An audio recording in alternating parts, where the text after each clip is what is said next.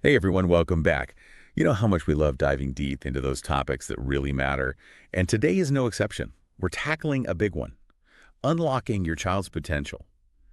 Because let's face it, every parent I know is looking for those practical, you know, actionable tips that go beyond the generic advice. Absolutely. So we're using this piece, 5 tips for supporting your child's unique talents, as our launching pad today.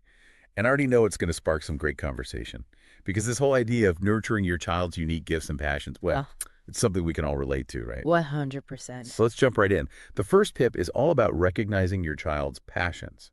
And it sounds so simple, but sometimes it's about really tuning in and noticing what lights them up, Right. what makes their eyes sparkle. It's not always about the straight A's or being the best at soccer.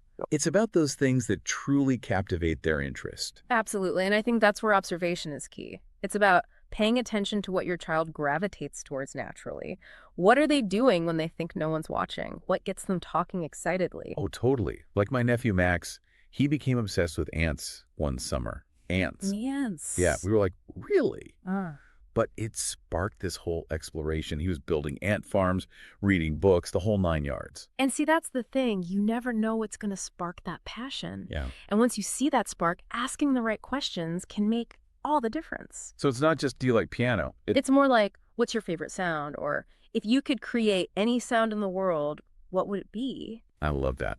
Okay, so we found the passion. Now the article talks about providing opportunities. And I know as parents, we all hear that and think, okay, easier said than done, Right. right? Like not all of us can afford those fancy programs or endless classes. That's okay. But how do we make it happen? Well, it's about thinking outside the box.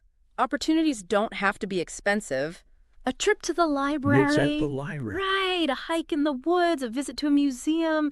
Even just letting them loose in the kitchen to experiment with baking can be an amazing opportunity. You know, it's funny you say that because I was reading a study about how giving kids access to art supplies, Yeah. even something as simple as crayons and paper, it can actually nurture their creativity and problem-solving skills. Exactly. It's about creating that environment where they feel free to experiment and explore. It makes sense when you think about it that way.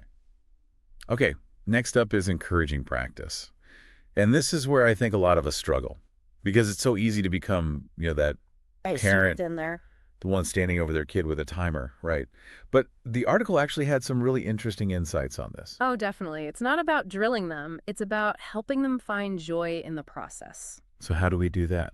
Well, one strategy that really resonates with me is involving your child in setting their own practice goals. Oh, interesting.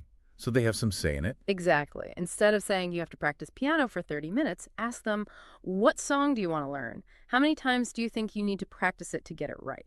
So it becomes more about their own personal goals. Yes, and that makes it more meaningful to them. They're more likely to stick with it when they feel like they have some ownership over the process. And that actually ties in perfectly with the next tip, celebrating achievements. Oh, for sure. Celebrating those small wins along the way can be so powerful. But how do we celebrate in a way that really resonates with their kids? Because sometimes a generic good job just doesn't cut it. You're absolutely right. It's about being specific and genuine with your praise. Instead of just saying, good job on the drawing, you could say, wow, I love how you use different colors to create depth in this picture. Oh, that's so much better. It's about recognizing their effort and their process. Exactly. And it shows them that you're really paying attention to their work. And last but not least, the article talks about avoiding comparisons. Yeah. And oh boy, this is a tough one, especially in today's world where it feels like everyone's always comparing themselves to others. It's so true. And it's easy to fall into that trap as parents, too. Oh, I know. But the truth is, comparisons can be so damaging to a child's self-esteem. They can really stifle that love of learning. Absolutely. Instead of focusing on how our kids measure up to others, we need to celebrate their individual progress and their unique talent. It's about fostering that growth mindset, right? Yes, it's about helping them see that their worth isn't determined by how they compare to others. This has been eye-opening. I'm already thinking about how I can apply these tips in my own life. Wait. It's really about shifting our perspective and remembering what truly matters. It's not about creating mini Mozarts or star athletes.